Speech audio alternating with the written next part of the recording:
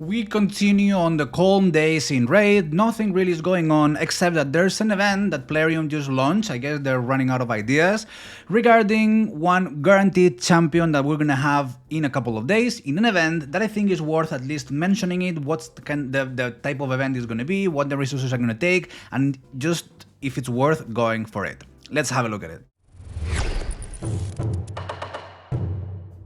Hi, Senda here and welcome to another raid video. In this case, I have here an announcement that Plarium just gave us a couple of hours ago, and it's regarding an event that's going to take place this Thursday, so in 2 days from now.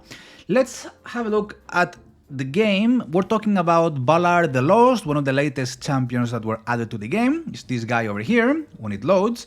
And basically what Plarium is telling us is that this Thursday 17th of July we're planning to launch the Path of the Lost event. Path of the Lost because it's Balar the Lost. Where you'll have the chance to get a legendary champion, Balar the Lost, and other valuable goodies. You will be able to earn event points by summoning champions from shards and getting artifacts and accessories. Basically very not standard. I think we've had before one like that. Before they used to be way easier, the events, the warranted champion, basically you use open 20 and that's it. Then they started introducing this deck of fate type of events where you have to open shards and then you flip cards and then you get the fragments of the champion and then you can summon it.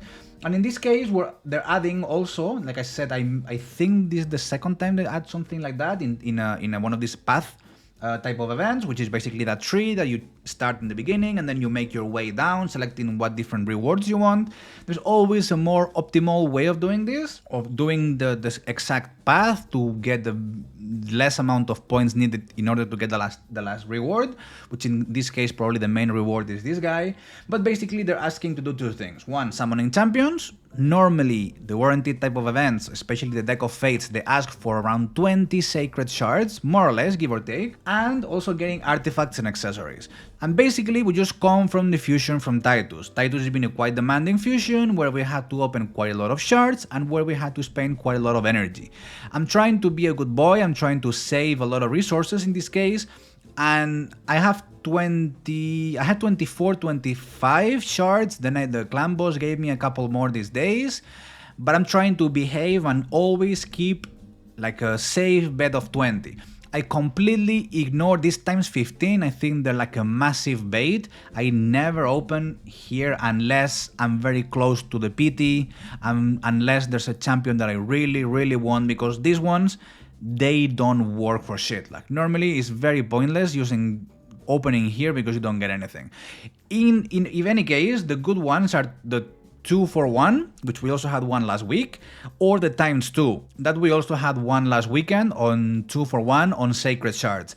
This weekend there's probably another times 15 coming, so another easy skip, and technically in 2 weeks time, so not this weekend, the one after, should be a times 2 in ancient shards, which I don't have many, but like I said, unless there is any particular need to open, because there's a very powerful champion combined with the times 2, times 15 for me are easy skip. And where I'm interested in opening is during fusions, because we know that without shards, without energy, without silver, fusions are hard to do, at least the free-to-play way. So for me, this event is going to be an easy skip. And especially for a lot of people, because we just come from a fusion and we're really tight in shards, in resources. We've had 2 back-to-back powerful fusions. We had Tolin and then we have now Titus, which I got over here. Was a hard fusion, but it was a worth fusion, especially if you got Wixwell, because that opens a lot of doors. But in this case, this event with Balar, he's not bad, he's not a bad champion, but I cannot justify opening shards out of for the sake of it, for pure collection. Also, they said that in this event, this Path of the Lost event, they're also going to include things like, well, the legendary champion, so this guy over here, his 5 stars perfect soul, which means like 5 red stars from these ones of ascension, avatar from, I guess, this guy, rare, epic, legendary, and mythical twisted horns, which is the resource to craft the relics that belong to this event type of relic. And that's about it. This event will last for 96 hours, so I'm guessing Thursday, Friday, Saturday, and Sunday. This is going to be the events that we're going to have over the weekend, and that's pretty much all about it. But the reason I wanted to make this video is because there's not that much information about this guy around. I don't have him. I didn't get to try it in the test server just because it didn't look so promising, and it's a very similar champion to Supreme Kale, which again is not a bad champion, but in late game is barely used at all. I mean, these are his kind of ratings. He's not a bad champion. The thing is, in early game, mid game, he's powerful. He's great against waves, great against Ice Golem, great against Dragon, even has certain potential against Hydra because we're doing a lot of things that are AoE. We have weakens, we have poisons, we have increased duration of buffs. Here we increase accuracy, decrease resistance on the enemy. So we do quite a lot of things that are quite useful. The problem is that the poisons and poison explosion or poison sensitivity, all these kind of things are not really important, are not really relevant when the late game comes. And this guy does pretty much the same. On the A1, he places a shield based on his attack and he applies poison sensitivity. Again, it's not a bad debuff, but it's not a really necessary one either. On the A2 is quite powerful. We apply leech to one enemy and we activate all the poisons, and on the A3 we do apply the poisons. I mean, this is kind of the powerful skill. It does things that two of the skills of Supreme Kale does at the same time. Attack one enemy, before attacking we place increased accuracy on all allies, then we place the decreased resistance on all enemies, the same exact things as Supreme Kale, and then we place 3 poisons on the initial target. And if this attack is critical, we place 3 more poisons on 3 poisons debuff for 2 turns on all enemies instead. So pretty much the same thing. AoE poison, if we have at least 100% crit rate or if this attack was critical. Again, where do we use shitloads of poisons to, I don't know, kill waves or anything? It's nothing really. We want to deal just raw damage to clear waves. This guy doesn't really bring it. In terms of hits, this is single target, this is single target, this is single target. This one increases this champion's ignore defense for each poison applied up to a 20%. I mean, there's not that many fights where we need shitloads of accuracy, where we need to apply a lot of poisons, and where we might attack one enemy and we need a lot of ignore defense. In this case, the only place I can see certain use for him might be like the clan boss, but again, the clan boss, he's also able to increase his turn meter whenever a poison debuff is placed on an enemy, so very hard to put him on any kind of immortal or unkillable setup because he's going to be getting turn meter all the time, he's going to be out of sync very easily. Increased accuracy, decreased resistance, very useful-ish, but comes to the late game and all our champions have easily.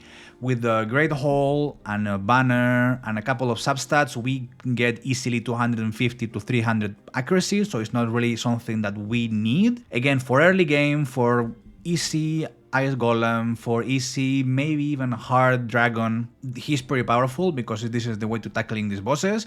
But these are dungeons that we don't really farm in the late game because the sets became quite irrelevant. There's so many more powerful sets in other places. An Aura, ally of 60 in all battles. I mean, it's not a bad champion, don't get me wrong. The ratings, I think they are a bit too much. The ratings should be the same as the Supreme Kale because he does pretty much the same things.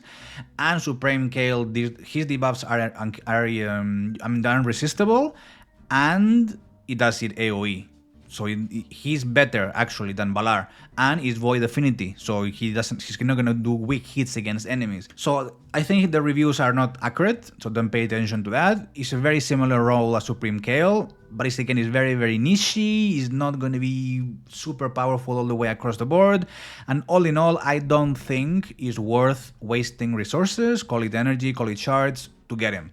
It's not a bad champion, but depending on your account. If you're early game, you're not going to have the resources to get him, and if you're late game and you have the resources, you might not really see a use for him. And if you really want to play it or use it for something, then it might just come in a shard in the future, so again, not really rushing to get him. So Personally, I'm gonna easy skip it. Like I said, I'm trying to save a lot of shards, I'm trying to save more resources, we don't know what the next fusion is gonna be, we don't know what the next event is gonna be, and we know that this game is all about gathering resources and opening whenever we really need to. So I just wanted to give you a heads up. That's what's coming, that's the champion, this is what he's able to do. From now on, you decide if you still want to go for him or if you want to save resources. That's all from me today. Over here, I'll leave you a recommended video. Let me know what you think about this guy down there in the comments, and I'll see you on the next one. Bye bye.